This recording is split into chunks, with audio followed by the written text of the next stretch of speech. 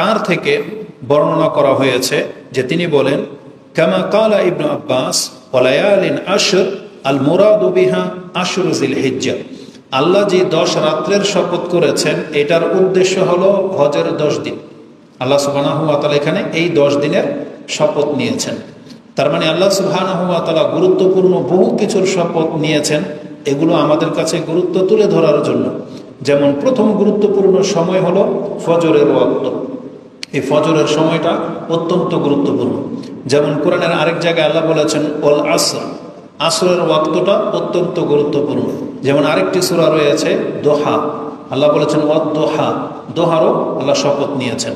তেমনি আল্লাহ সুবহানাহু ওয়া তাআলা এই আয়াতের মধ্যে শপথ নিয়েছেন 10 রাত্রির। এই আয়াতের তাফসিরের প্রখ্যাত 2টা তাফসির রয়েছে।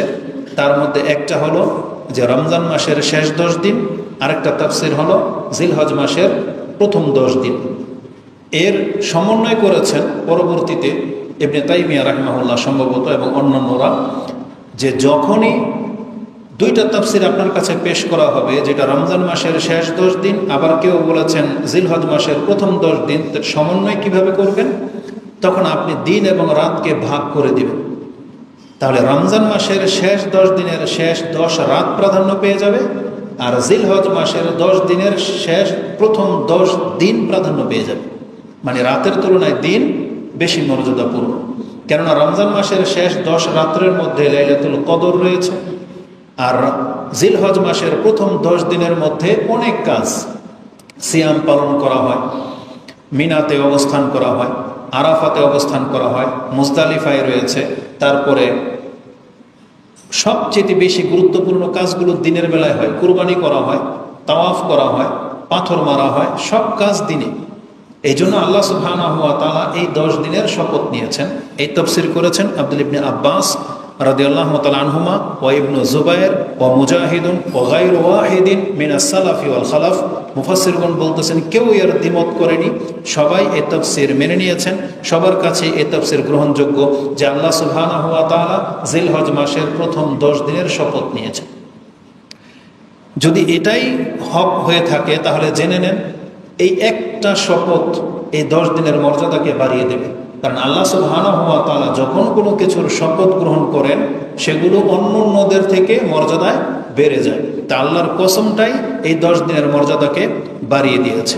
উপরন্তু রাসূলুল্লাহ সাল্লাল্লাহু আলাইহি ওয়াসাল্লাম থেকে এই 10 দিন সম্পর্কে গুরুত্বপূর্ণ একটা হাদিস বিভিন্ন কিতাবে বিভিন্ন ভাষায় এসেছে। সেই ভাষাগুলো এরকম, আন ইবনে আব্বাসিন ক্বালা ক্বালা রাসূলুল্লাহ সাল্লাল্লাহু আলাইহি ওয়াসাল্লাম। 3টা ভাষা আমি আপনার কাছে পেশ করব। মা মিন আইয়ামিন আল আমালু সালিহু ফিহা আও ফিহিন্না, একটা ভাষা, যে এমন কোনো আমল নেই ভালো কাজ, মা মিন আইয়ামিন আল আমালু সালিহু ফি, মানে এমন কোনো দিন নেই যেই দিনগুলোতে মানুষ ভালো ভালো কাজ করে থাকে। যেমন আমরা ভালো ভালো কাজ করে থাকি কোন কোন দিনে, যেমন একটা হচ্ছে জুমার দিন, একটা হলো সোমবার, একটা হলো বৃহস্পতিবার, একটা হলো মুহররমের 10 তারিখ, আর হলো রমজান মাসের প্রতিদিন, তারপরে ঈদের দিন। আর কি আছে যেই দিনগুলোতে আমরা সাধারণত বেশি পরিমাণ ভালো কাজ করে থাকি। আমাদের সমাজে আবার কিছু বেদাতীয় কাজ হয়, যেমন শবে বরাতের রাতে কিছু আমল করা হয়, দিনে কিছু করা হয়। মানে এমন বিশেষ বিশেষ দিন যেই দিনগুলোতে মানুষ সাধারণত ভালো কাজ করে থাকে। তাহলে যতগুলো এমন দিন আছে যেই দিনগুলো মানুষ ভালো কাজ করে থাকে, সেই দিনের ভালো কাজ যত নেকি আপনি পাবেন। কিন্তু এই জিলহজ মাসের 10 দিনে যদি আপনি ভালো কাজ করেন, তাহলে এই 10 দিনের ভালো কাজ এতটা নেকি আপনার এনে দেবে যে আপনার জীবনের 365 দিনের যে কোনো দিনকে এই 10 দিনের এগেইনস্টে দাঁড় করিয়ে দেন, তাহলে এই 10 দিনের ইবাদতকে হারাইতে পারবে না। তার মানে 10 দিনের ইবাদত অন্য অন্য সমস্ত দিনের ইবাদতের চেয়ে আপনাকে বেশি মর্যাদা এনে দেবে, বেশি নেকি এনে দেবে। এই কথাগুলো এই ভাষাতে এসেছে। কি আছে? মা মিন আইয়ামিন আল আমালু সালিহু ফিহিন্না আহাব্বা ইলাল্লাহি আযজা ওয়া জাল, আল্লাহর কাছে বেশি পছন্দনীয় হতে পারে না এই 10 দিনের তুলনায়। আরেকটা বর্ণনা আসছে আযামু ইনদাল্লাহ, আল্লাহর কাছে অনেক বেশি নেকি মর্যাদাপূর্ণ এই 10 দিনের তুলনায় হতে পারে না। আরেকটা শব্দ হচ্ছে মাল আমালু ফি আইয়ামিন আফদালু মিনহা ফি হাযিহি ইয়ানি আইয়ামুল আশর।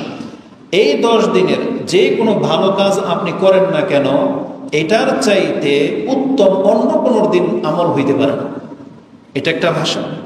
আরেকটা ভাষা হচ্ছে মা মিন আমালিন আজকাহা আজকা ইনদাল্লাহি ওয়ালা আযামা আজরা। এমন কোনো আমল নেই মিন খায়রিন, ভালো কাজ যা করা হয় মিন খায়রিন তা'মালুহু ফি আশরিল আদাহি, এই কুরবানির মাসের 10 দিনে, প্রথম 10 দিনে যেই কাজগুলো করা হয়, এই কাজের তুলনায় আজকাহা ইনদাল্লাহ, আল্লাহর কাছে বেশি পবিত্র এবং বেশি নেকি এনে দিতে পারে অন্য কোন দিনের ইবাদত এই 10 দিনের ইবাদতের ধারে প্রান্তে আসতে পারবে না। তার মানে এই পুরো কথাটার মানে হলো যে এই 10 দিন আপনি যে কোনো কাজ করবেন সেটা হবে উত্তম। এই 10 দিনে আপনি যে কোনো ভালো কাজ করবেন এটা নেকি হবে বেশি। এই 10 দিনের যে কোনো ভালো কাজ আপনি করেন এটা আল্লাহর কাছে বেশি পবিত্র, সম্মানজনক এবং বেশি মর্যাদাপূর্ণ, এবং আল্লাহ বেশি পছন্দ করেন এই 10 দিনের ইবাদতকে। এইভাবে রাসূলুল্লাহ সাল্লাল্লাহু আলাইহি ওয়াসাল্লাম যখন বললেন, তখন সাহাবীদের কৌতূহল জন্মে গেছে, তাহলে আমরা যখন জিহাদ করি কোনোদিন, সেটারও কি এত নেকি হবে না? বলছেন কালু ওয়ালাল জিহাদু ফি সাবিলিল্লাহ ইয়া রাসূলুল্লাহ, আল্লাহর রাস্তায় যে আমরা জিহাদ করি সেই জিহাদেও কি এত নেকি পাওয়া যাবে না? এই 10 দিনে যদি ভালো কাজ করে নেকি পাওয়া যায়? রাসূল বলছেন ওয়ালাল জিহাদু ফি সাবিলিল্লাহ, কেউ যদি আল্লাহর রাস্তায় জিহাদও করে তারপরেও এই 10 দিনের ইবাদতের নেকিকে কেউ হারাইতে পারবে না, জিহাদ করেও না। তবে রাসূল বলছেন ইল্লা রাজুলান, তবে ওই ব্যক্তির কথা ভিন্ন, খারাজা বিনাফসিহি ওয়া মালিহি, যে ঘর থেকে তার জীবন এবং মাল ধন সম্পত্তি নিয়ে আল্লাহর রাস্তায় জিহাদে লিপ্ত হয়েছে, ফালাম ইয়ারজি মিন যালিকা মিন যালিকা বিশাইইন, তার নাফস এবং তার সম্পত্তির কিছুই আর ফেরত আসলো না। তার মানে সে নিজেও শহীদ হয়ে গেল, তার ঘোড়া হয়তো সে হারালো, তার অস্ত্র শস্ত্র যা কিছু নিয়ে তিনি জিহাদের ময়দানে এসেছিলেন তার কোনো কিছুই আর ফেরত যায় নাই। তার এই ব্যক্তির মর্যাদা হচ্ছে সব থেকে বেশি। তার মানে যে আল্লাহর রাস্তায় শহীদ হয়ে গেছে তার নেকি অনেক বেশি, কিন্তু যেই ব্যক্তি শহীদ হয় নাই কিন্তু মুজাহিদ জিহাদে অংশ নিয়েছে, যারা জিহাদে অংশ নেয় তারাও কিন্তু জান্নাত পেয়ে যাবে। কিন্তু বলা হয়েছে নেকির ক্ষেত্রে ওই জিহাদের নেকির চেয়ে এই 10 দিনের ইবাদতের নেকি সবচেয়ে বেশি তাকে দেয়া হবে। এই হাদিসটি মুসনাদে আহমদে এসেছে 1968, তিরমিজিতে এসেছে 757, ইমাম বুখারী রাহিমাহুল্লাহ তিনি তার কিতাবুল ঈদাইনের মধ্যে উল্লেখ করেছেন 969 পেয়ে যাবেন। আবু দাউদে আছে 2438 রয়েছে। এই একটা হাদিসই বিভিন্ন ভাষায় এসেছে, যেটা আমি আপনার কাছে পেশ করে দিয়েছি। তাহলে কোরআন থেকে যেটা জানলাম যে যেই দিনগুলো আসতে যাচ্ছে, কাল থেকে শুরু হবে হজের এই প্রথম 10 দিন, এই 10 দিনের আল্লাহ শপথ নিয়েছেন, এটা অত্যন্ত গুরুত্বপূর্ণ। আর রাসূল বলেছেন এই 10 দিনের ইবাদত বান্দা যত নেকি অর্জন করতে পারবে সেটা অন্য কোনো দিনের ইবাদতে এত নেকি আপনি হাসিল করতে পারবেন। এখন কোনো একটা ইবাদতের দিকে আমি ফোকাস করব না, আমাদের মেসেজ ছিল এটা আমি আপনাদেরকে জানিয়ে দিলাম। আপনি নেটে দেখতে পাবেন বেশ কিছু ইউটিউবার বা বক্তারা আছে, তারা এইভাবে টাইমলাইন লিখে বক্তব্য ছাড়ে যে হজের 10 দিনের আমল, মহিলাদের আমল, তারপর এই কাজগুলো করবেন না, হজের 10 দিনের 10টি আমল, 20টি আমল, এভাবে বহু কিছু লিখে দেয়। এর কোনো মানি হয় না।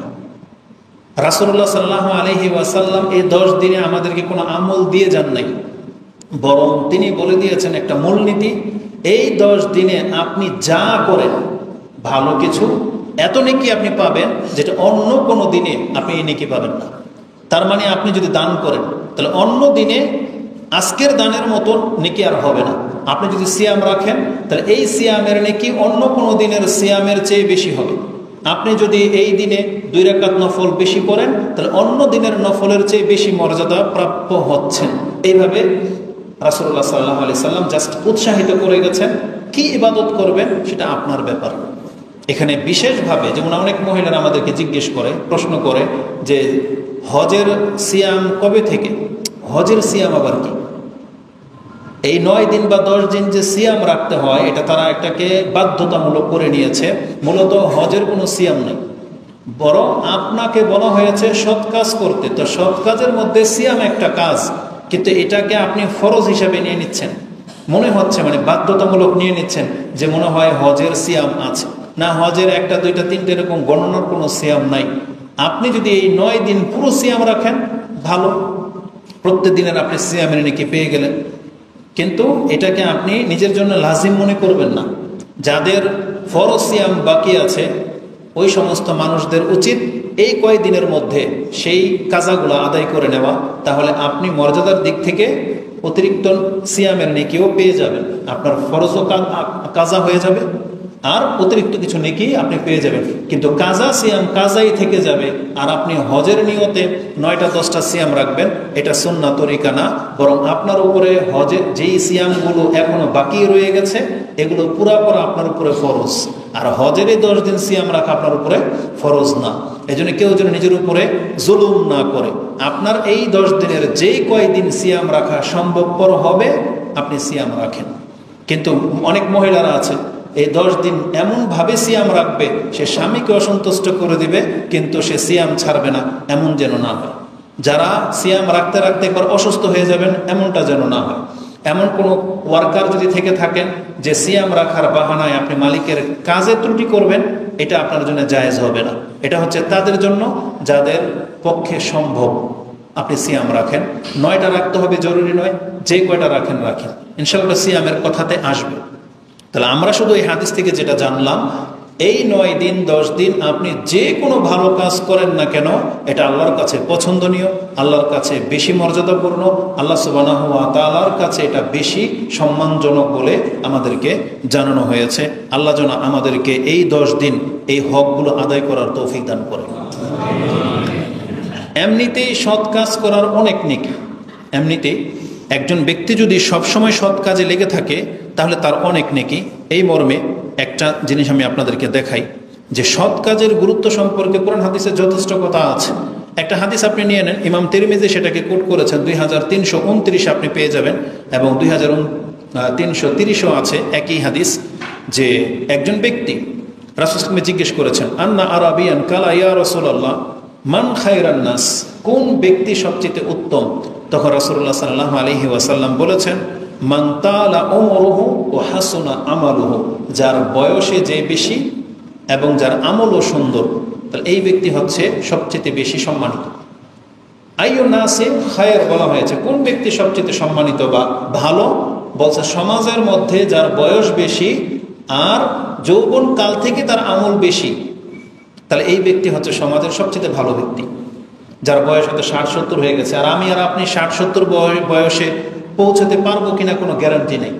তারপরে যেই ব্যক্তি 60-70 বছর ধরে নামাজ আদায় করতেছে, হালাল খাচ্ছে, দাড়ি রেখেছে, কত শতবার তিনি আল্লাহ জিকির করেছে, কত কোরআন পড়েছে, কত ভালো কাজগুলো করেছে, কত সিয়াম সে জমা করেছে, যেটা আমার আপনার নাই।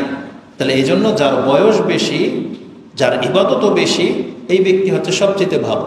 আবার এর উল্টাটা বলছে, আইয়ুন নাসি শার, কোন ব্যক্তি সবচেয়ে খারাপ?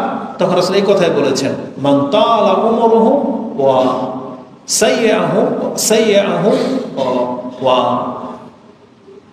সুই আমালু আর সুআন আমালু, বা বিভিন্ন শব্দে এসছে যে যেই ব্যক্তির বয়স বেশি কিন্তু আমল খারাপ, তার এই ব্যক্তি হচ্ছে সবচেয়ে মন্দ।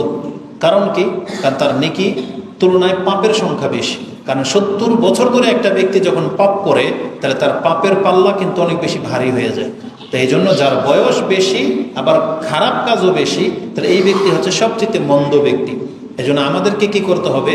আমাদেরকে আল্লাহর কাছে কল্যাণকর বয়স চাইতে হবে, যে আল্লাহ যতদিন এই পৃথিবীতে বেঁচে থাকি আমাদের আমল নামায় যেন ভালো কিছু থাকে, মন্দ কেন কিছু যেন না থাকে। তো রাসূল সাল্লাল্লাহু আলাইহি ওয়াসাল্লাম বলেছেন, যেই ব্যক্তির আমল ভালো, বয়স বেশি, সেই ব্যক্তি হচ্ছে ভালো। তাহলে সৎ কাজের প্রতি আমাদেরকে উৎসাহিত করা হয়েছে। আর উপরন্তু বলেছি, এটা হলো জিলকদ মাস এবং জিলহজ মাস, এই মাসগুলো হচ্ছে হারাম মাস। আল্লাহ যে 4 মাসকে হারাম করেছেন, তার মধ্যে এই 2টা, তারপরেরটা হচ্ছে মুহররম, আরেকটা হচ্ছে রজব। এই 4 মাস হচ্ছে হারাম, নিষিদ্ধ মাস। এই মাসে রক্তপাত ঘটানো জায়েজ নেই। তো ইসলামের অন্যান্য যেই পাপগুলো সবসময় হারাম, কিন্তু এই 4 মাসে আরো বড় হারাম। মানে অনেক বেশি পাপ হবে যদি কেউ করে।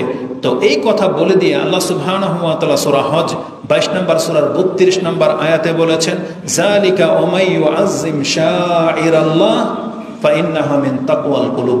এটা এই জন্য যে যারা আল্লাহর নিদর্শনগুলোকে মূল্যায়ন করবে, এটা মূলত কারা করে? যাদের অন্তরের মধ্যে তাকওয়া আছে, যাদের অন্তরের মধ্যে তাকওয়া আছে। আল্লাহ বলেছেন ফাইন্নাহা মিন তাকওয়াল কুলুব, তার অন্তরে যে আল্লাহ ভীতি আছে এটাই তার প্রমাণ।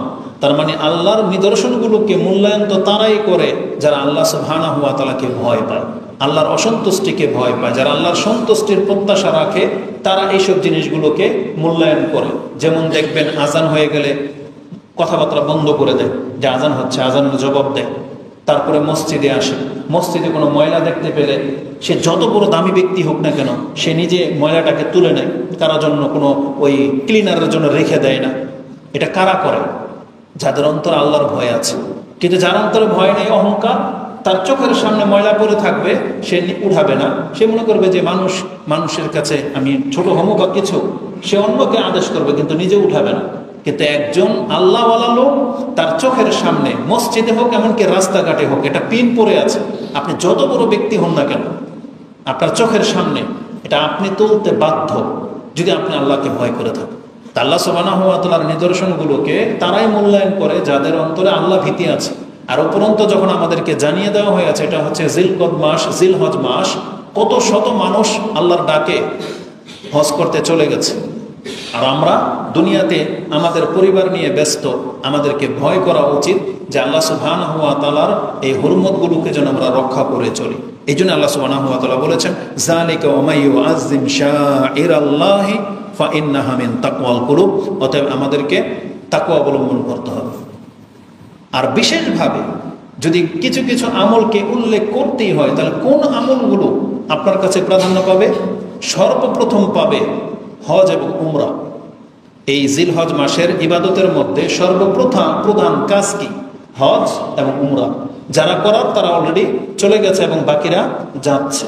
তার মানে যারা হজ করতে গিয়েছেন বা যাচ্ছে তারা সবচাইতে বড় কাজে লিপ্ত। তারপরের কাজ যেটা প্রাধান্য পাবে এই 10 দিনের মধ্যে, সেটা হচ্ছে জিকির আজকার, তাকবীর, তাহলিল পাঠ করা, বেশি বেশি আল্লাহ সুবহানাহু ওয়া তাআলার স্মরণ করা।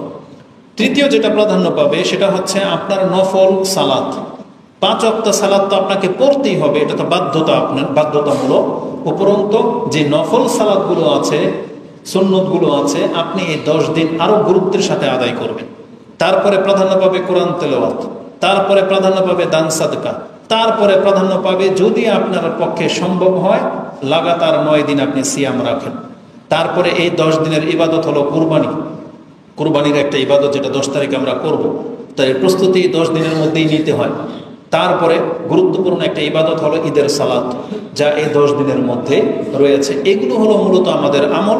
আর কন্টিনিউ আমরা 9 দিন কি করতে পারি?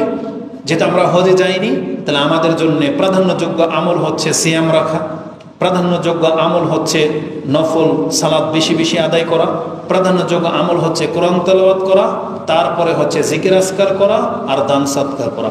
এই আমলগুলো এটা সবার মাঝে থাকতে হবে, যেটা অত্যন্ত গুরুত্বপূর্ণ।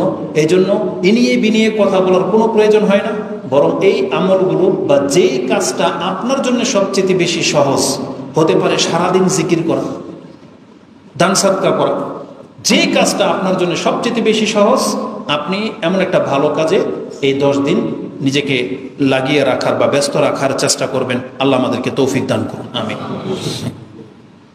রাসূলুল্লাহ সাল্লাল্লাহু আলাইহি ওয়াসাল্লাম থেকে আমাদেরকে যে দিক নির্দেশনা দিয়ে দেওয়া হয়েছে সেটা হলো আজকে আমাদের যেই কাজটা করণীয়, বিশেষ করে যারা কোরবানি করবেন, মানে ইচ্ছা পোষণ করেছেন, যারা পশু কিনে ফেলেছেন অথবা কেনার জন্য প্রস্তুত, বা যারা কুরবানি সাধারণত করে থাকেন, এমন প্রত্যেক কর্তা, মানে যার টাকা দিয়ে কুরবানির পশুটা কেনা হবে, যিনি হলেন ঘরের কর্তা, মানে মূল যিনি, বাবা অথবা বড় ভাই বা মা, যিনি সংসারটাকে চালিয়ে থাকেন বা যিনি কুরবানি করে থাকেন, এমন ব্যক্তির জন্য সুন্নাহ হলো আপনি আজকে চাঁদ ওঠার আগেই আপনার অবাঞ্ছিত যে লোমগুলো আছে পরিষ্কার করার থাকলে আজকে আপনি পরিষ্কার করে নেবেন।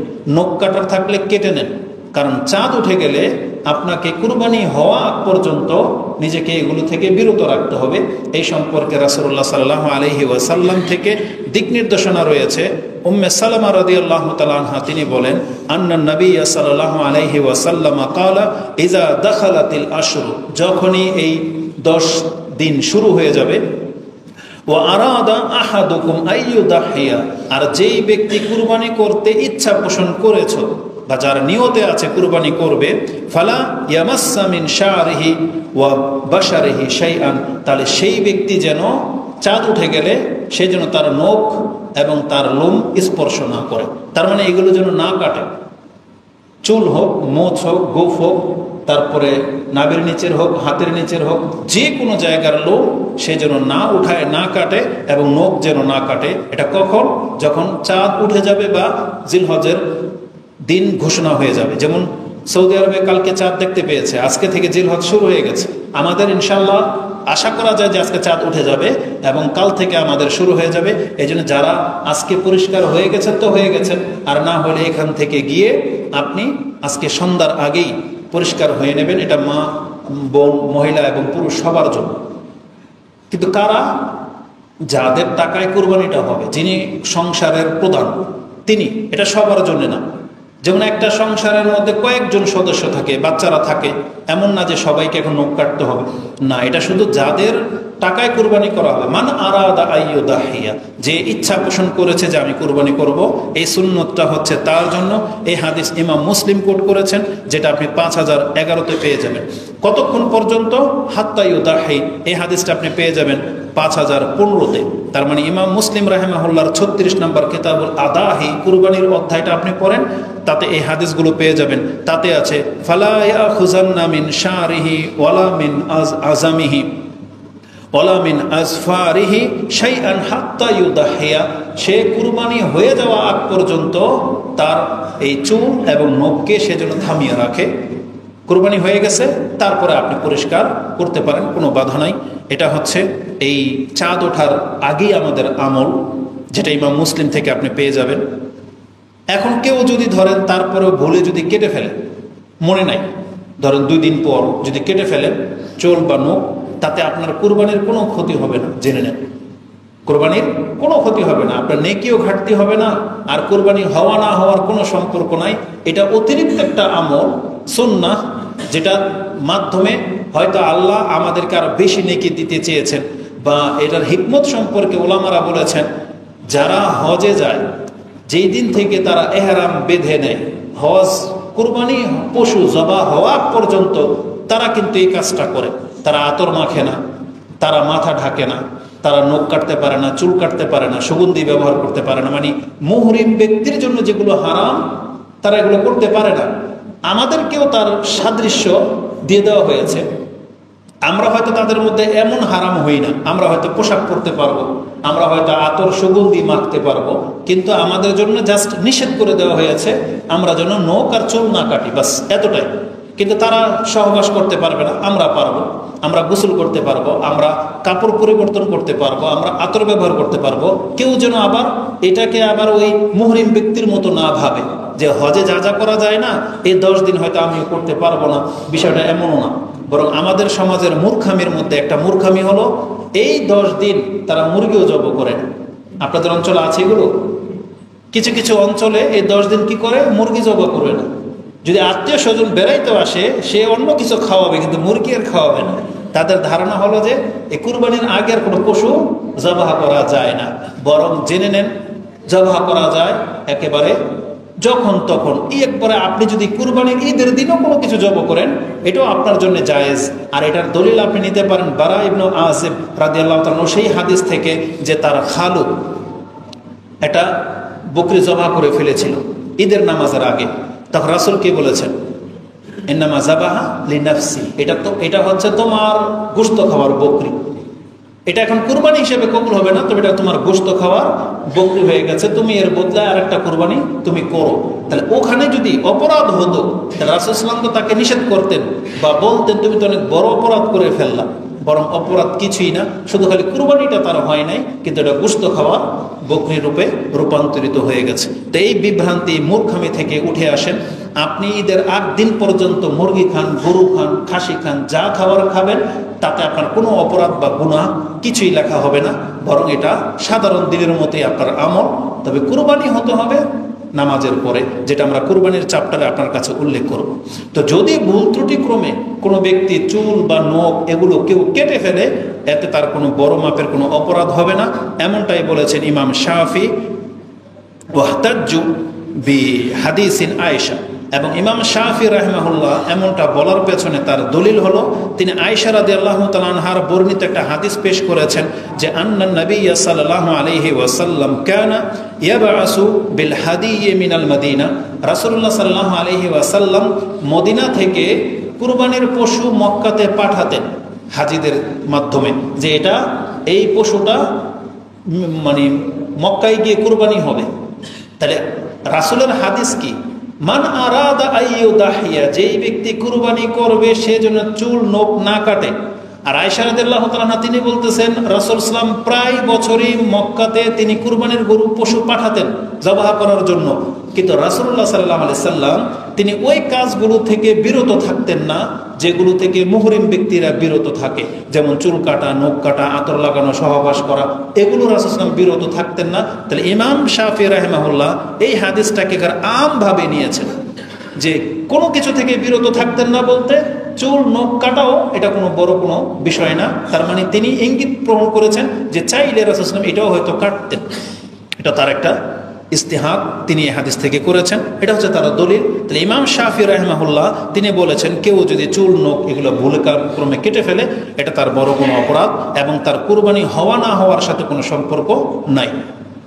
আর আমাদের সমাজের মসজিদগুলোতে হয়তো আমি এই মিম্বর থেকে আপনাদেরকে এটা বলা হবে না, তবে বাংলার জমিনের প্রায় মিম্বর থেকে এই হাদিস অবশ্যই পেশ করা হবে। সেটা কি? যে রাসূলুল্লাহ সাল্লাল্লাহু আলাইহি ওয়াসাল্লাম এক ব্যক্তিকে বলেছিলেন যে যেই ব্যক্তি কুরবানি করতে সামর্থ্য রাখে না সে যেন তার চুল নখকে থামিয়ে রাখে, কুরবানির দিন যারা পশু জবাই করার পশু জবাই করবে, আর যেই ব্যক্তি পশু জবাই করতে পারবে না সে চুল নখ কেটে নিলেই তার কুরবানির নেকি পেয়ে যাবে। এই মর্মে যে হাদিসটা আসছে, এই হাদিসটা আবু দাউদ এবং নাসাইর বর্ণনাটাকে সহিত বলা হচ্ছে। নাসিরউদ্দিন আলবানীর কাছে হাদিস হাসান গ্রহণযোগ্য, কিন্তু শুআইব আল আরনাউত তিনি মুসনাদে আহমদের হাদিসের ব্যাখ্যায় তিনি এটা বলেছেন হাদিস দুর্বল, এটা গ্রহণযোগ্য হাদিস না। হাদিসটা এরকম, আন আব্দুল্লাহ ইবনে আমর ইবনে আস আন্না রাসূল সাল্লাল্লাহু আলাইহি ওয়াসাল্লাম ক্বালা লিরাজুলিন, রাসূল এক ব্যক্তিকে বললেন উমিরতু বিয়াউমিল আদহা ঈদান জাআলাল্লাহু আযজা ওয়া জাল্লা লিহাযিহিল উম্মাহ, আল্লাহ আমাকে আদেশ করেছেন আমি যেন কুরবানির দিনটাকে ঈদের দিন হিসেবে গ্রহণ করি। এটা আল্লাহ এই উম্মতের জন্য ওটাকে ঈদের দিন হিসেবে গ্রহণ করতে বলেছেন। এই হাদিস তো সহিহ, এতটুকু সহিহ। তারপরে ফাকালা রাজুল, ওই ব্যক্তি বললেন আরাআইতা ইন লাম আজিদ ইল্লা মানিহাতান উনসা, ওই ব্যক্তি সম্পর্কে আপনি কি বলবেন যেই ব্যক্তির কাছে কুরবানি করার মতো কোনো পশু নাই, শুধু এমন একটা বকরি বা পশু আছে যেটা তাকে দেওয়া হয়েছিল শুধু দুধ পান করার জন্য। যেমন একজনের পক্ষ থেকে দেওয়া হয়েছে যে আমার এই গাভীটা তোমার কাছে দিলাম, তোমাকে দিলাম, তুমি এটা দুধ পান করবে, এমনভাবে তারা দান করতো। শর্ত হচ্ছে দুধ পান করার জন্য দিয়েছে, আমি কি তাহলে সেটা জবাই করবো? রাসূলুল্লাহ বলছেন ওদেহিয়া ও উনসা ও দাহিয়া বিহা, আমি কি তাহলে এটা দিয়ে কুরবানি করে ফেলবো? তখন রাসূল সাল্লাল্লাহু আলাইহি ওয়াসাল্লাম বলছেন ক্বালা লা লা, তুমি এটাকে কুরবানি করবে না। ওয়ালাকিন তাখুযু মিন শা'রিকা, তুমি তোমার চুলগুলোকে কাটো না, থামিয়ে রাখো। ওয়া আজফারিক, তোমার নখগুলোকে থামিয়ে রাখো। অতাকুসু শারিবাক, এবং তুমি তোমার এই মোজগুলোকে কাটা থেকে তুমি থামিয়ে রাখো। ওয়াতাহলিকু আনাতাক, এবং তোমার ওই নাভির নিচের যে লোমগুলো আছে এগুলোকে তুমি মানে ফেলা থেকে বিরত থেকো। এটা কখন তুমি করবে? ঈদের দিন। ঈদের দিন তুমি তোমার চুলকে কাটার কেটে নিও, মোষ ছোট করার ছোট করে নিও, নখ কাটার কেটে নিও, নাভির নিচের লোম উপরে ফেলার উপরে ফেলে নিও। ফাযালিকা তামামু উদহিয়াতিকা ইনদাল্লাহি আযজা ওয়া জাল, তাহলে তোমার পক্ষ থেকে একটা পূর্ণ কুরবানি আল্লাহর কাছে গণ্য হয়ে যাবে। এটা হচ্ছে হাদিস। তাহলে হাদিস যদি সহিহ হতো তাহলে আমরা এই নেকি পাওয়ার জন্য আমাদের চুল নখ দাড়ি সব রেখে দিতাম, শুধু ঈদের দিন আমরা কেটে নিতাম। আবার কিছু মানুষ তো এমনও হবে যে এই 10 দিন সে দাড়িও কাটবে না, ঈদের চাঁদ রাতের দিন ঠিকই সে দাড়ি শুদ্ধ সেভ করে ফেলে। এরকম ব্যক্তিরা আছে না? তো আল্লাহ এদেরকে হিদায়াত দান করে।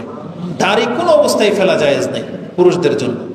জি, তাহলে এই হাদিস যদি সবার কাছে গ্রহণযোগ্য হতো তাহলে এটা অবশ্যই এটা নেকির ব্যাপার ছিল, যে তাহলে আমরা সবাইকে বলতাম যে আপনি চুল নখ কিছুই কাটেন না, সবার জন্য কুরবানের দিন ফেলে দিয়েন, আমরা নেকি পেয়ে যাব।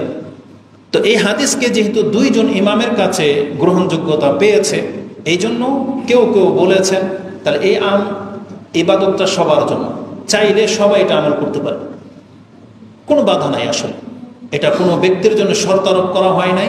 এখন কেউ যদি চান যে আপনি চুল নখ কাটবেন না, তাহলে আজকে থেকে যা কাটার কেটে নেন, চাঁদ উঠে গেলে আপনার স্পর্শ করবেন না, কুরবানের দিন আপনি পরিষ্কার হয়ে নিন। আমরা আল্লাহর কাছে আশা করতে পারি আল্লাহ যদি আমাদেরকে নেকি দেয় কেউ ধরে রাখতে পারবে না, তবে এটার হুকুমটা আপনাকে জানতে হবে, এটা আমাদের উপরে ফরজও না।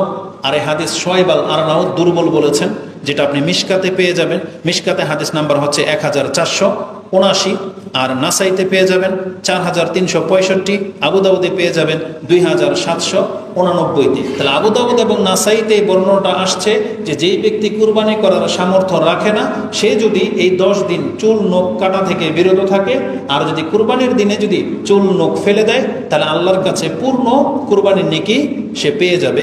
হাদিস আমাদের কাছে দুর্বল, এজন্য এটাকে জোর দিয়ে আপনার কাছে বলতেছি না। তবে কেউ যদি চায় আপনি করতে পারেন, এটাকে লাজিম দায়মান বা সুন্নাহ আপনি মনে করবেন না। আল্লাহর কাছে শুধু আমরা এটা আশা রাখতে পারি যে আল্লাহ সুবহানাহু ওয়া তাআলা তিনি আমাদেরকে নেকি দিতে পারেন ইনশাআল্লাহ। তো মোটামুটি এটা হলো আজকের কাজ, যে আজকে চাঁদ ওঠার আগেই আমাদেরকে যারা কুরবানি করব তারা যেন প্রস্তুতি নিয়ে নেই। সেটা মা বোন হতে পারে, আপনারা হতে পারেন, যার টাকায় কুরবানি হবে বা যিনি সংসারের প্রধান, এটা তার জন্য স্পষ্ট হাদিস রাসূল সাল্লাল্লাহু আলাইহি ওয়াসাল্লাম থেকে প্রমাণিত। আর অন্যদের জন্য এমনি মানে কেউ চাইলে করতে পারেন, কোনো বাধা নাই ইনশাআল্লাহ, তবে শর্ত না কারো জন্য। দ্বিতীয় কাজ হলো চাঁদ উঠে গেলে আপনি নিজের চোখে যখন চাঁদ দেখতে পাবেন, তখন সুন্নাহ হলো চাঁদ দেখে বা চাঁদের দিকে তাকিয়ে একটা দোয়া করা, যেটা রাসূলুল্লাহ সাল্লাল্লাহু আলাইহি ওয়াসাল্লাম থেকে প্রমাণিত রয়েছে। তালহা ইবনে উবাইদিল্লাহ আন্না নবী সাল্লাল্লাহু আলাইহি ওয়াসাল্লাম কানা ইজা রাআল হিলাল, রাসূলুল্লাহ সাল্লাল্লাহু আলাইহি ওয়াসাল্লাম যখন প্রথম দিনের চাঁদ দেখতে পেতেন, قال اللهم أهله وفي رواية أهله وفي رواية أهلله, 2 ভাবে বলতেন, আল্লাহ তুমি চাঁদকে আমাদের কাছে উদিত করো, আলাইনা বিল ইউমনি ওয়াল ঈমান ওয়া সালামাতি ওয়াল ইসলাম রাব্বি ওয়া রাব্বুকাল্লাহ।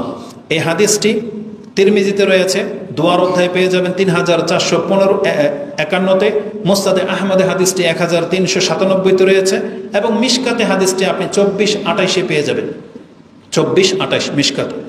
তো এই হাদিসের মান হাসান, গ্রহণযোগ্য, যে রাসূলুল্লাহ সাল্লাল্লাহু আলাইহি ওয়াসাল্লাম তিনি চাঁদ দেখে দোয়া করতেন, যেটা আমরাও করতে হবে, আমাদেরকে চাঁদ দেখার চেষ্টাও করতে হবে। যদিও অধিকাংশ মুসলিমদের চরিত্র থেকে এই সুন্নত হারিয়ে গেছে, তাদেরকে যদি জিজ্ঞেস করি আজকে কত তারিখ, অধিকাংশ মানুষ বলতে পারবে না, কবে চাঁদ উঠবে তার কোনো খবরও নেই। সে শুধু মসজিদের ইমামের দিকে তাকিয়ে থাকে, মসজিদের মাইক থেকে ঘোষণার জন্য সে খালি অপেক্ষা করে, তার নিজের কোনো দায় দায়িত্ব নাই। এটা অধিকাংশ মুসলমানরা নিজেদেরকে এইভাবে দুনিয়ার দিকে ব্যস্ত করে নিয়েছেন। অথচ এই কাজটা রাসূলুল্লাহ সাল্লাল্লাহু আলাইহি ওয়াসাল্লাম নিজেও করতেন। তিনি চাঁদ দেখার চেষ্টা করতেন, চাঁদ দেখে তিনি দোয়া করতেন। আর এই দোয়ার মধ্যে 4টা জিনিস আছে যেটা আমাদের প্রত্যেকের জন্য প্রযোজ্য। কে আছেন যার নিরাপত্তার প্রয়োজন নাই? কে আছেন যিনি সুস্থ থাকতে চান না? কে আছেন যার ঈমান আমল নিয়ে বা ইসলাম নিয়ে ভয় ভীতি রাখেন না? বরং প্রত্যেক মাসে পৃথিবীতে এমন কিছু ঘটে, অনেক মানুষ ঈমান হারা হয়ে যায়, অনেক মানুষ নাস্তিক হয়ে যায়, অনেক মানুষ কত রকমের বিপদ আপদে পতিত হয়। অথচ আল্লাহর কাছে আপনি আগে থেকেই নিরাপত্তা চেয়ে নিলেন, এটা তো রাসূল সাল্লাল্লাহু আলাইহি ওয়াসাল্লাম করতেন। অতএব আমাদেরকে এটা করা উচিত, আমাদের আমলের মধ্যে এটা রাখা উচিত। তাহলে আমাদের দ্বিতীয় কাজ হলো আজকে চাঁদ দেখার চেষ্টা করা। আর চাঁদ দেখতে পেলে আজকে দেখেন আর কালকে দেখেন, আপনার নজরে চাঁদ আসলেই আপনি বলবেন আল্লাহুম্মা আহিল্লাহু আলাইনা বিল ইউমনি ওয়াল ঈমান ওয়া সালামাতি ওয়াল ইসলাম রাব্বি ওয়া রাব্বুকাল্লাহ। রাব্বি ওয়া রাব্বুকাল্লাহ এটা অতিরিক্ত একটা শব্দ দোয়ার সাথে লাগিয়ে দেওয়া হয়েছে। কেন? যাতে করে পৃথিবীবাসী এটা বুঝতে পারে যে আমরা চাঁদের দিকে তাকিয়ে দোয়া করি বটে, কিন্তু চাঁদের কাছে চাই না, চাই কার কাছে? আল্লাহর কাছে। এই জন্য চাঁদকে সম্বোধন করে রাসূল বলতেন রাব্বি ওয়া রাব্বুক আল্লাহ, আমার এবং তোমার রব আল্লাহ। এই জন্য চাঁদ আমাদেরকে কিছু দিতে পারে না, বরং আমাদেরকে আল্লাহ সুবহানাহু ওয়া তাআলার কাছেই চাইতে হবে। তাহলে এটা ছিল আমাদের দ্বিতীয় আমল, যেটা আজকে আমরা চাঁদ দেখতে পেলে করবো ইনশাআল্লাহ। এরপর থেকে যেটা শুরু হবে অধিক মাত্রায় তাকবীর তাহলিল পাঠ করা। এই মর্মে আল্লাহ সুবহানাহু ওয়া তাআলা কোরআনে আমাদেরকে আদেশ করেছেন লিয়াশহাদু মানাফিআ লাহুম ওয়া ইয়াযকুরু ইসমাল্লাহি ফি আইয়ামিন মালুমাত। আল্লাহ বলেছেন, হে ইব্রাহিম আলাইহিস সালামকে বলেছিলেন তুমি হজের ঘোষণা করো, যারা এখানে আসবে। কেন আসবে? মানাফিআ লাহুম, এতে তাদের অনেক লাভ আছে, এবং তারা কি করবে? ওয়ায়াযকুরু ইসমাল্লাহি আলাইহি, এখানে এসে আল্লাহর নাম তারা স্মরণ করবে, অধিক মাত্রায় তারা স্মরণ করবে। ফি আইয়ামিন মালুমাত, জানাশোনা এই দিনগুলোতে। আরেকটা শব্দ হচ্ছে আল হাজ্জু আশহুরুম মালুমাত, হজ হচ্ছে জানাশোনা কয়েকটা দিন। এই দুই আয়াতের তাফসিরে আব্দুল্লাহ ইবনে আব্বাস রাদিয়াল্লাহু তাআলা আনহুমা তিনি বলেন ওয়াজকুরু আল্লাহ ওয়াজকুরুল্লাহ ফি আইয়ামিন মালুমাত, এর মানে হচ্ছে আইয়ামুল আশর ওয়াল আইয়ামিল মাদুদাত আইয়ামুত তাশরিক। দুইটা শব্দ আসছে, মালুমাত আর মাদুদাত। মালুমাত মানে জানাশোনা দিন, এই জানাশোনা দিন মানে হচ্ছে হজের প্রথম 10 দিন, আর মাদুদাত মানে গণনার কয়েক দিন মানে হলো আইয়ামে তাশরিক। সেটা 10 তারিখ 11-12 হতে পারে, আর না হলে 11-12-13, এই 3 দিনকে আইয়ামে তাশরিক বলা হয়েছে, যেই দিনগুলোতে অধিক মাত্রায় আল্লাহকে স্মরণ করতে বলা হয়েছে। আর আমরা যেহেতু প্রথম 10 দিন পেয়ে যাব, ওই বাকি 3 দিন আমাদের জন্য না, ওটা হজের জন্য। কিন্তু আমরাও এই 3 দিনকে কুরবানির দিন বলে গণ্য করে থাকি, এবং আমরাও কিন্তু দেখবেন নামাজের পরে সালাম ফেরানোর পরেই আমরা তাকবীর পাঠ করি, আবার যখন তখন করি। এটাই হচ্ছে আমাদের আমল। তাহলে এই কয়দিন আমরা কালকে থেকে চাঁদ উঠে গেলে আমরা সবচেয়ে বেশি যেই জিনিসগুলো পাঠ করবো সেটা হচ্ছে সুবহানাল্লাহি আলহামদুলিল্লাহি ওয়ালা ইলাহা ইল্লাল্লাহু আল্লাহু আকবার লা ইলাহা ইল্লাল্লাহু ওয়াহদাহু লা শারীকা লাহু লাহুল মুলকু ওয়া লাহুল হামদু ওয়া হুয়া আলা কুল্লি শাইইন কাদির। মানে যেগুলোতে আল্লাহর বরত্বের ঘোষণা আছে, সেই তাকবীর তাহলিলগুলো আমরা সব থেকে বেশি পাঠ করব। এটা একটা মর্যাদার কথা বলে দিই। রাসূল সাল্লাল্লাহু আলাইহি ওয়াসাল্লাম বলেছেন লান আকুলা, কোনো একদিন, রাসূল বলেছেন কোনো একদিন যদি আমার জবান থেকে বেরিয়ে যায় সুবহানাল্লাহি ওয়াল হামদুলিল্লাহি ওয়া লা ইলাহা ইল্লাল্লাহু আল্লাহু আকবার আহাব্বা ইলাইয়া মিম্মা তালাআত আলাইহি শামস। এটা ইমাম মুসলিম তার জিকিরের অধ্যায়ে এনেছেন, যে আয়েশা রাদিয়াল্লাহু তাআলা আনহা বলেন রাসূল বলেছেন যদি কোনোদিন সকালে উঠে আমার এই কথা বলার তৌফিক হয়ে যায় যে আমার জবান থেকে শুধু এই 4টা কালেমা উচ্চারণ হবে সুবহানাল্লাহি ওয়াল হামদুলিল্লাহি ওয়া লা ইলাহা ইল্লাল্লাহু আল্লাহু আকবার, তাহলে আমার এই তৌফিক পাওয়াটা আমি আল্লাহর কাছে বেশি পছন্দ করি ওই সমস্ত সম্পত্তির চেয়ে যেগুলোর উপরে সূর্য উদিত হয়।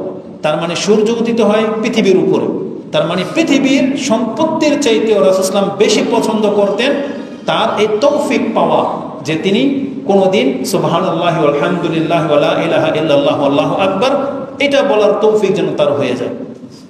অন্য ব্যক্তি পুরো দুনিয়া নিয়ে যাক, কিন্তু রাসূল বলেছেন আমার কাছে এটা বেশি পছন্দনীয় যে আমি মুহাম্মদ অন্তত 4টা কালেমা যেন আমার জবান দিয়ে আমি উচ্চারণ করার তৌফিক পেয়ে যাই, অন্যরা দুনিয়া পেয়ে যায়, কিন্তু আমার কাছে এই 4টা কালেমা পড়াটাকে বেশি পছন্দ তিনি রাসূল সাল্লাল্লাহু আলাইহি ওয়াসাল্লাম করেছেন। তাহলে আমাদেরকে রাসূলুল্লাহ সাল্লাল্লাহু আলাইহি ওয়াসাল্লাম জিকির করতে বলেছেন। সিয়াম যেমনটা বলেছি যে আমাদেরকে সিয়াম রাখতে হবে, কিন্তু এই মর্মে যেই বর্ণনাগুলো আছে তা সহিহ এবং জয়ীফের মাঝামাঝিতে আছে। যেমন রাসূলুল্লাহ সাল্লাল্লাহু আলাইহি ওয়াসাল্লাম তিনি কি করতেন, এই 9 দিন সিয়াম রাখতেন কি রাখতেন না, এই মর্মে 2টা মত। একটা মত হলো যে রাসূল সাল্লাল্লাহু আলাইহি ওয়াসাল্লাম তিনি এই 10 দিন সিয়াম রাখতেন, মানে 9 দিন সিয়াম রাখতেন। এই মর্মে যে হাদিসটা আসছে আন বাদে আজওয়াজিন নবী সাল্লাল্লাহু আলাইহি ওয়াসাল্লাম, রাসূলের কোনো এক স্ত্রী থেকে এটা বর্ণনা করা হয়েছে। قالت كان رسول الله صلى الله عليه وسلم يصوم 9 জিলহিজ্জা, একটা বর্ণনা। আরেকটা বর্ণনা আসছে ইয়াসুমু 9 মিন জিলহিজ্জা ওয়া ইয়াউমে আশুরা ওয়া সালাসাতা আইয়ামিন মিন কুল্লি শাহর আউয়ালু ইসনাইন মিন শাহরি ওয়াল আউয়ালি সানি মিনা শাহরি ওয়াল খামিস। রাসূলুল্লাহ সাল্লাল্লাহু আলাইহি ওয়াসাল্লামের আমল সম্পর্কে তার কোনো এক স্ত্রী থেকে বর্ণনা করা হয়েছে যেই হাদিসটি আপনি আবু দাউদে 2437 এবং নাসাইতে 2417 এবং মুসনাদে আহমদে 22334 পেয়ে যাবেন, যে রাসূল সাল্লাল্লাহু আলাইহি ওয়াসাল্লামের সুন্নাহ ছিল তিনি হজের 9 দিন সিয়াম রাখতেন এবং আশুরার দিনে সিয়াম রাখতেন, মানে মুহররমের 10 তারিখ, এবং তিনি প্রত্যেক মাসের 3 দিন সিয়াম রাখতেন এবং তিনি মাসের প্রথম সপ্তাহ সোমবার আর বৃহস্পতিবার দিন সিয়াম রাখতেন। এই হাদিসের মধ্যে যে শব্দগুলো আছে তা অনেকটাই সহিহ হাদিসের সাথে মিলে, কারণ এটাই ছিল রাসূল সাল্লাল্লাহু আলাইহি ওয়াসাল্লামের অভ্যাস। তিনি প্রত্যেক মাসের 3টা সিয়াম রাখতেন, এটাও সুন্নাহ। তিনি সোমবার দিন সিয়াম রাখতেন, এটাও সুন্নাহ। বৃহস্পতিবার দিন সিয়াম রাখতেন, এটাও সুন্নাহ। কিন্তু সেটা শুধু মাসের প্রথম সপ্তাহে রাখতেন, এটা সুন্নাহ, এটা কথা সঠিক নয়। আর এই প্রথম 9 দিন তিনি সিয়াম রাখতেন, এটাও এই বর্ণনাতে সহিহ হিসাবে পাওয়া যায়। কিন্তু এই হাদিসকে 2টা মত পেশ করা হয়েছে।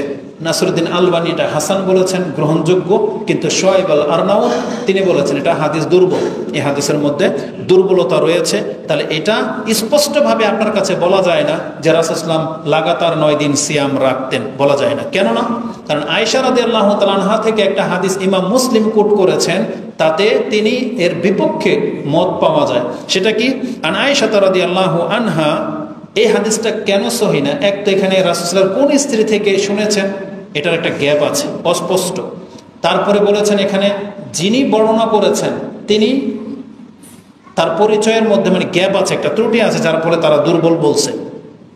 আয়েশা রাদিয়াল্লাহু তাআলা আনহা থেকে যেটা ইমাম মুসলিম কোট করেছেন, যে আয়েশা রাদিয়াল্লাহু তাআলা আনহা তিনি বলেন, আন্নান নবী সাল্লাল্লাহু আলাইহি ওয়াসাল্লাম লাম ইয়াসুমুল আশরা, রাসূলুল্লাহ সাল্লাল্লাহু আলাইহি ওয়াসাল্লাম তার জীবনে কখনোই তিনি 10 দিন সিয়াম রাখেন নাই। এটা আয়েশা রাদিয়াল্লাহু তাআলা আনহা থেকে ইমাম মুসলিম কোট করেছেন। তার আরেকটা শব্দ হচ্ছে মা রাআইতু রাসূলুল্লাহ সাল্লাল্লাহু আলাইহি ওয়াসাল্লাম সাইমান ফিল আশরিন কাত্তু, আমি কখনোই রাসূল সাল্লাল্লাহু আলাইহি ওয়াসাল্লামকে 10 দিন সিয়াম রাখতে দেখি নাই। এটা আয়েশা রাদিয়াল্লাহু তাআলা আনহার বর্ণনা, যেটা ইমাম মুসলিম কোট করেছেন, যে হাদিসটি আপনি পেয়ে যাবেন 2679, 2680, তিরমিজিতে পেয়ে যাবেন 756। এই হাদিসকে কেন্দ্র করে আবার 2 দল 2 দিকে গেছে। কেউ কেউ বলেছেন এখানে আল আশরা বলা হয়েছে, তার মানে আয়েশা রাদিয়াল্লাহু তাআলা আনহার উদ্দেশ্য হলো যে রাসূল কোনোদিনই জিলহজের 10 তারিখে সিয়াম রাখেন নাই। 10 তারিখ তো 10 তারিখ তো আমরা সবাই জানি যে ঈদের দিন, ঈদের দিনে সিয়াম রাখা জায়েজই নেই। তাহলে এটা যদি হয় হাদিস স্পষ্ট, তার মানে রাসূলুল্লাহ সাল্লাল্লাহু আলাইহি ওয়াসাল্লাম ঈদের দিনে সিয়াম রাখেন নাই, মানে 10 তারিখে রাখেন নাই, তাহলে হাদিস স্পষ্ট। আর যদি এর ব্যাখ্যা করা হয় যে রাসূল কোনোদিনই এই হজের 10 দিন সিয়াম রাখেন নাই, তখন গিয়ে এটা সুন্নাহ হিসেবে প্রতিষ্ঠিত আর তখন থাকে না। যে তাহলে কোনো ব্যক্তি যদি 1 থেকে নিয়ে লাগাতার 10 দিন সিয়াম রাখবেন, তখন আমরা বলবো তাহলে এটা সুন্নাহ না। তাহলে এই হাদিসগুলোর কারণে মতপার্থক্য হয়েছে। আলা কুল্লি হাল, কিন্তু আমরা আপনাকে কোন মেসেজটা দিতে চাচ্ছি, এটা দিয়ে কি বুঝাতে চাইলাম এই 2 রকমের হাদিস পেশ করে দিয়ে, তার মানে এটা প্রতিষ্ঠিত সুন্নাহ না। কিন্তু রাসূলুল্লাহ সাল্লাল্লাহু আলাইহি ওয়াসাল্লাম যেহেতু আমাদেরকে উৎসাহিত করেছেন, এবং তিরমিজি আবু দাউদের যে হাদিসটিতে ইঙ্গিত পাওয়া যায় যে রাসূল সাল্লাল্লাহু আলাইহি ওয়াসাল্লাম 9 দিনই সিয়াম রেখেছেন, তাহলে আমরা জেনে শুনে এটাকে ছাড়ব না, আমরা চেষ্টা করব রাখার। এটা আমাদের দাবি থাকবে, যতটুকু আমাদের সাধ্যে কুলায় যে কয়টা রাখতে পারি আমরা রাখবো। তবে আমাদের সবার জন্য এটা আমাদের আমল হিসেবে আমরা নিতে বলবো যে এই 10 দিন, যেহেতু 10 দিন বলতে 1 দিন তো বাদ যাবে, মানে 9 দিন অবশ্যই আমরা সিয়াম রাখার চেষ্টা করব। কারণ 9 তারিখের সিয়াম তো আপনি এমনিতেই রাখবেন, ওই দিন হচ্ছে আরাফা, তাই না? এখন আরাফা কবে, এটা আগামী খুতবায় ইনশাআল্লাহ আলোচনা শুনবেন। যারা আগামী খুতবায় আসবে সেই দিন আপনাকে বলা হবে যে আরাফাটা আমাদের দেশে কোন দিন আপনি পালন করবেন, কুরবানির মাসলা মাসাইল সংক্রান্ত সেই সময় আপনি জানবেন।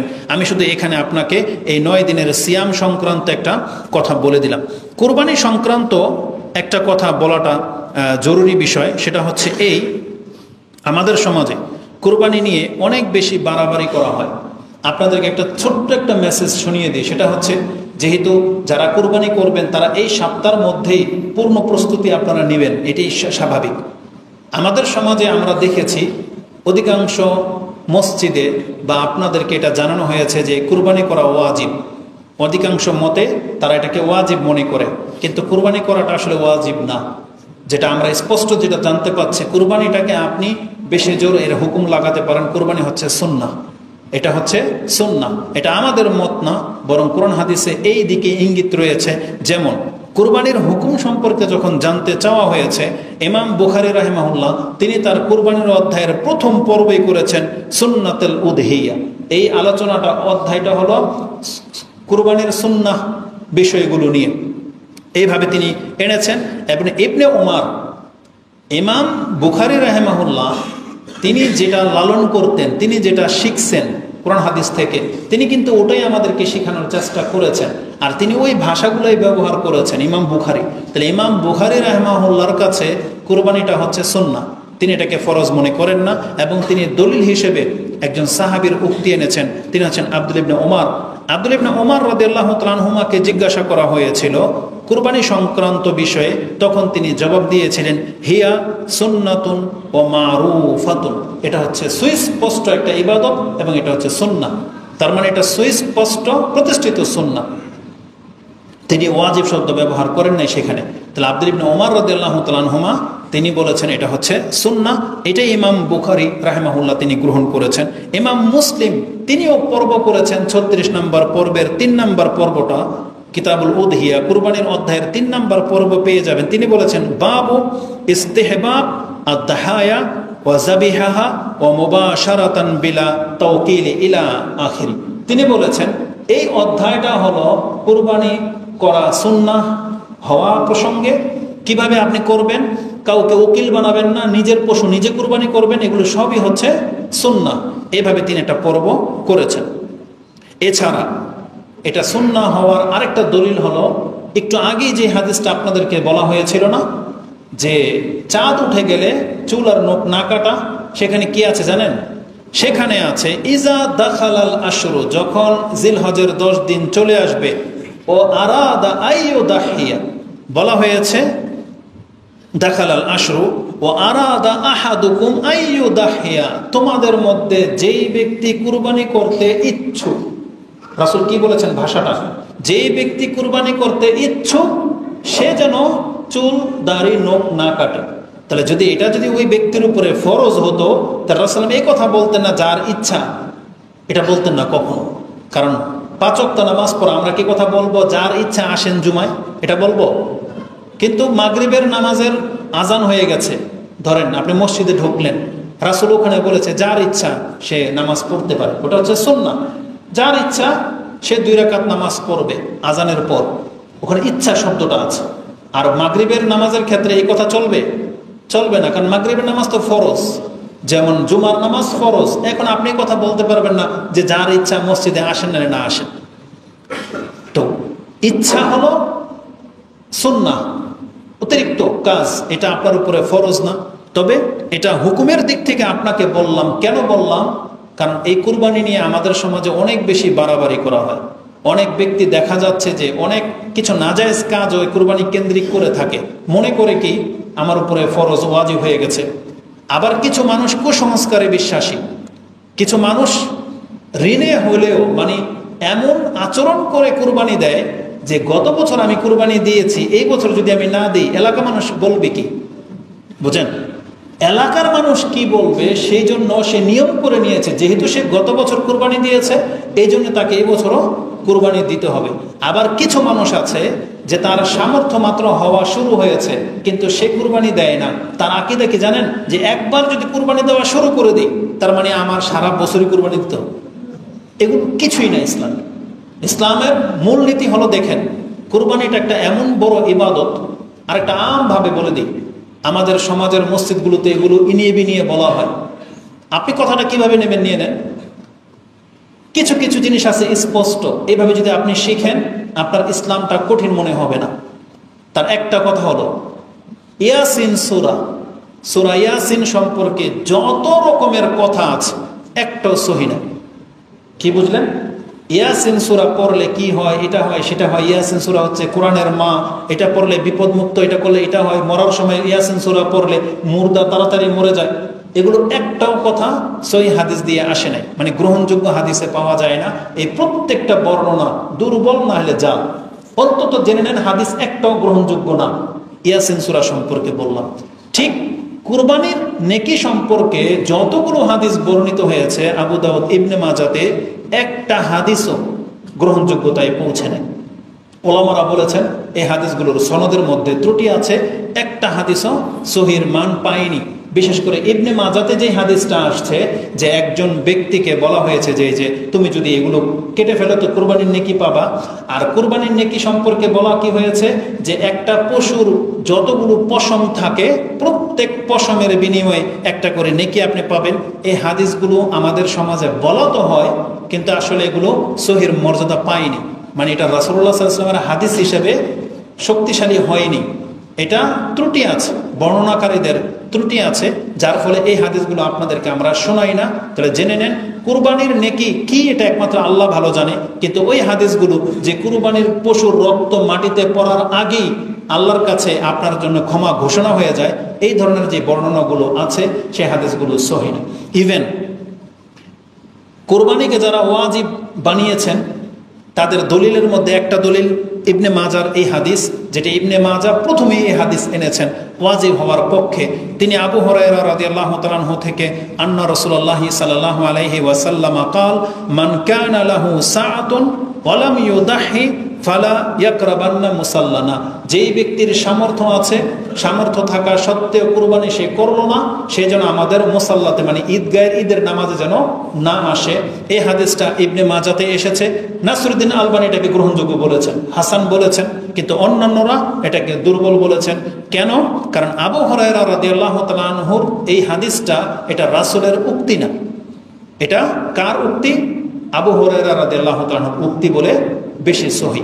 তাহলে যারা বলেছেন হাদিস গ্রহণযোগ্য, কিন্তু গ্রহণযোগ্য এটা রাসূলের উক্তি না, কিন্তু সাহাবীর উক্তি হিসেবে এটা গ্রহণযোগ্য। তবে এই ক্ষেত্রে আমরা বলবো যদি এটা রাসূলের উক্তি নাও হয়ে থাকে, যখন একজন সাহাবী এই ধমক আপনাকে দিয়েছে, বিশেষ করে আবু হুরায়রা, যে সামর্থ্যবান হওয়া সত্ত্বেও যদি তুমি কুরবানি না করো তাহলে তুমি আমাদের সাথে ঈদের নামাজে আইসো না, এটা যৌক্তিক, এটা একটা অবশ্যই একটা যৌক্তিক ধমক, আমরা এটাকে মানার চেষ্টা করব। এজন্য আমরা কুরবানিকে ওয়াজিব মনে করি না বটে, কিন্তু আমরা অবশ্যই বলবো যেই ব্যক্তির সামর্থ্য আছে আপনি কষ্ট হলে কুরবানি করেন। কেন জানেন? আমি আপনাকে একটা ছোট্ট একটা ইঙ্গিত দিই। আপনি হচ্ছেন মুসলিম, আমরা হলাম মুসলিম, আমরা যদি কুরবানি করি এই কুরবানিটা কার জন্য? আল্লাহর জন্য। আর আপনি কি জানেন হিন্দুরাও তো কুরবানি করে না? বৌদ্ধরাও করে, হিন্দুরাও করে, খ্রিস্টানরাও করে। নেপালে অনেক দেখেছি যে মহিষ ওরা ওই কূপ দেয় এই মহিষকে গর্দানে, ওরা তো আমাদের মতো জবাহ করে না, কিন্তু ওরা বলি চড়া। ওই পশুগুলোর কি মূল্য আছে না নাই? নাকি ওগুলো সস্তা? তাহলে ওগুলোর তো মূল্য আছে। তাহলে একটা হিন্দু যদি ওদের দেবদেবীকে সন্তুষ্ট করার জন্য ওরা পশু জবাহ করতে পারে, এমনকি সেই পশুর গোশত ওরা খায়ও না, ওরা দেবীর সন্তুষ্টির জন্য কুরবানি করে দিয়ে ফেলে দেয়। আর আমাদের আল্লাহ সুবহানাহু ওয়া তাআলা আমাদের শুধু বলেছেন তুমি কুরবানি করো, গোশত রক্ত কিছুই আমি আল্লাহ চাই না, শুধু তোমার নিয়তটা দেখতে চাই, এই টাকার গোশত তুমিই খাও, আমরা নিজেরা গোশত খাবো, নিজেরা উপকৃত হব, উপরন্ত আল্লাহর সন্তুষ্টির জন্য আল্লাহ নেকিও দেবেন, তারপরও আপনি কুরবানি করবেন না? যে কুরবানি হিন্দু করার কারণে ও নেকি তো পাবেই না, বরং একটা পশু মূর্তিকে সন্তুষ্ট করার জন্য জবাহ করা মানে ও নিজেকে জাহান্নামের ঠিকানায় গিয়ে নেওয়া। আর আমাদের ধর্মীয় সাথে এটা রিলেটেড, আমরা আল্লাহর জন্য কুরবানি করব যেটার মধ্যে আমাদের আল্লাহর সন্তুষ্টি নিহিত আছে, আর আপনি টাকার মায়া সেটা করবেন না, না এটা হইতে পারে না, এটা হতে পারে না। এই ক্ষেত্রে আমাদের মেসেজ থাকবে, আমরা মনে করি প্রত্যেকটা ব্যক্তি 15,000, 10,000, 15,000 দিয়ে একটা বকরি জবাহ করার ক্ষমতা রাখেন, অবশ্যই রাখেন। এই সমাজের চক্ষু লজ্জা ভুলে যান। কে কি বলবে না বলবে এটা নিয়ে আপনি ভাববেন না। এটা নিয়ে ভেবে আপনি গরু কিনতে যান, গরুতে লেগে যাবে লাখ টাকা, যে লাখ টাকা আপনার কাছে নাই, তখন গিয়ে আপনি মানুষের ইতস্ততার কারণে, মানুষের তিরস্কারের কারণে আপনি কুরবানির নেকি থেকে মাহরুম থাকবেন। এটা আমাদের মেসেজ না, বরং আমাদের মেসেজ হলো আপনি 10-15,000 টাকার মধ্যে একটা ভালো খাসি এনে কুরবানি করেন, যেটা রাসূলুল্লাহ সাল্লাল্লাহু আলাইহি ওয়াসাল্লাম তিনি 9 বছরই করেছেন। তার যখন সামর্থ্য হয়েছে তখন তিনি উট দিয়েছিলেন, 100 উট, একটা না 100 উট দিয়েছিলেন। আপনার সামর্থ্য হলে আপনিও দিয়ে, কিন্তু যতদিন হচ্ছে না আপনি অন্তত একটা বকরিওকে আল্লাহর জন্য আপনি কুরবানি করার সামর্থ্য রাখেন না, এটা হওয়া উচিত। আর যারা একান্তেই পারবেন না, আমাদের সমাজে তো ভাগের প্রচলন আছেই, যে 7 পরিবার মিলে আপনারা কুরবানি করে থাকেন। যদি পশুর সংকট দেখা দেয় তাহলে অবশ্যই আপনারা অন্তত ভাগেও কারোর সাথে মিলে আপনারা কুরবানি করবেন। যদিও এটা নিয়ে নেটের জগতের মধ্যে 2 রকমের কথা পাওয়া যাচ্ছে। এক শ্রেণীর মানে আলেম যারা, তারা বলতেছেন যে ভাগে কুরবানি চলবে না, এতদিন বলতে চলবেই না, এখন বলতেছে সেটা ব্যক্তির জন্য চলবে, পরিবারের জন্য চলবে না। তবে কথাটা জেনে নেন, বিজ্ঞ আলেম যেটা বলতেছেন না চলবে, যেটা আপনার ব্যক্তির জন্য চলে ওটার নেকি পরিবারও প্রাপ্য হবে, এটার যথেষ্ট দলিল এবং যুক্তি আছে। ওটা বলতে গেলে 1 খুতবা ওখানে লেগে যাবে, এই জন্য সংকীর্ণ মনে রাখেন না। কিন্তু আপনি প্রথম উত্তমটাকে প্রাধান্য দেন। সেটা কি? কার সাথে আপনি ভাগে দিবেন, তার টাকা হালাল না হারাম, এত প্রশ্নের দিকে যাওয়ার দরকার কেন? যেখানে আল্লাহ সুবহানাহু ওয়া তাআলা মাত্র একটা খাসি পেলে সন্তুষ্ট। আল্লাহ শুধু আপনার নিয়ত দেখতে চান। একটা ভালো একটা খাসি যদি আপনি জবাহ করে দেন 10, 15, 20 হাজার টাকার মধ্যে, তাতে আল্লাহ সন্তুষ্ট। আল্লাহ আপনাকে উট দিতে তো বলে নাই। আল্লাহ বলছে তুমি আমার জন্য কুরবানি করো। আল্লাহ বলছে ফাসাল্লি লিরাব্বিকা ওয়ানহার, তুমি একটা কুরবানি করো, বাস। এটা আল্লাহ চেয়েছেন। সেটা উট, দুম্বা, গরু কি হতে হবে এটা আপনার সামর্থ্যের উপরে নির্ভর করে। আর যদি না পান, কারো সাথে যদি আপনি শরীকে দিতে চান দিতে পারেন। 2, 3, 4, 5 সর্বোচ্চ 7 ভাগ পর্যন্ত একটা গরুতে প্রচলন রয়েছে বা জায়েজ, 7-এর অধিকার হবে না। এটা নিয়ে আবার অনেকে দ্বিমত করেছে যে 7-এর কত রকমের যে প্রশ্ন করে, আর কমন সেন্স থাকলে এই প্রশ্নগুলো আসতো না। 7 হলো শেষ সীমানা। 7 কি শেষ সীমানা? তাহলে আপনার মাথায় এটা আবার কিভাবে ঢোকে যে 6 জন হলে চলবে না, 5 জন হলে চলবে না, 2 জন হলে চলবে না? কেন? আরে 7 তো হলো সীমানা, মানে 7 জনের বেশি আর অংশ নিয়েন না, এটা হচ্ছে নিয়ম। এটা কেন বললাম জানেন? আমাদের ব্যক্তিগত লাইফ, যদিও খুতবা লম্ব হয়ে যাচ্ছে, আমাদের ব্যক্তিগত লাইফে যেই সব ঘটনাগুলো ঘটে, আমার জীবনে ঘটে যাওয়া একটা ঘটনা আপনাকে বলি। আমাদের সমাজ যখন আমি সৌদি আরব থেকে প্রথমে আসছি, তারা তো ভালো করেই চিনে যে আমরা অন্য গ্রুপের, তারা আমাদেরকে অন্য গ্রুপের মনে করে। কেউ তো মুসলমানই মনে করেন, অনেকে আছে, বুঝেন তো। কোনো এক বছর আমি আমার গরু, আমাদেরটা নিয়ম, আমরাটা আমাদেরটা জব করি। তা আমি চাক্কু নিয়ে রাস্তায় বেরিয়েছি যে এই কারোটা বাকি থাকে করে দিই। তা আমাদের আত্মীয় স্বজন 2-1 একটা করে দিয়েছি। তো একজনে আমার কাছে নাম এনেছে যেখানে 6টা নাম লেখা ছিল, বুঝছেন, 6টা নাম লেখা ছিল। তো বলতেছে 7 নম্বরে রাসূলুল্লাহ সাল্লাল্লাহু আলাইহি সাল্লামের নাম, এই 7 ভাগে তিনি কুরবানিটা করবেন। আমার কাছে যে যতটুকু বিদ্যা রাখি সেই অনুযায়ী ওনাকে আমি বললাম যে দেখেন, মৃত ব্যক্তির নামে কুরবানি করা যায় না, আর যদি করেন তাহলে সেই অংশটা দান করে দিতে হবে। এই যে আমার যে বিদ্যা, এটা কতটুকু যৌক্তিক আমি আপনাকে বলি।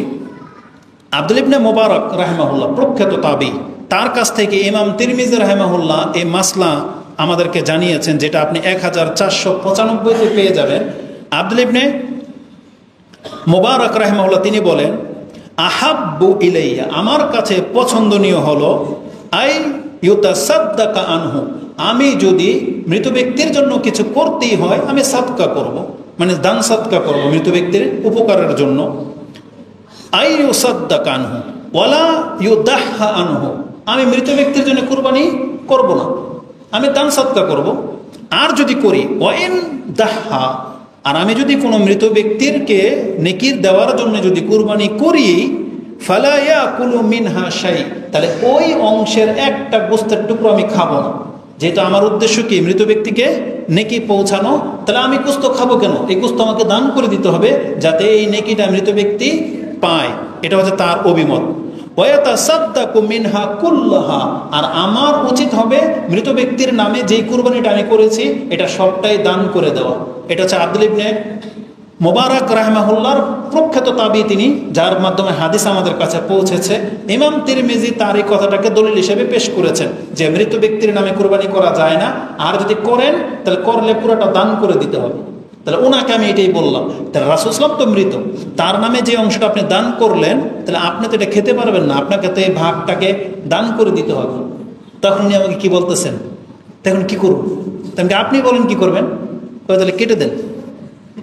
যখন শুনছে যে এখন মৃত ব্যক্তির অংশটা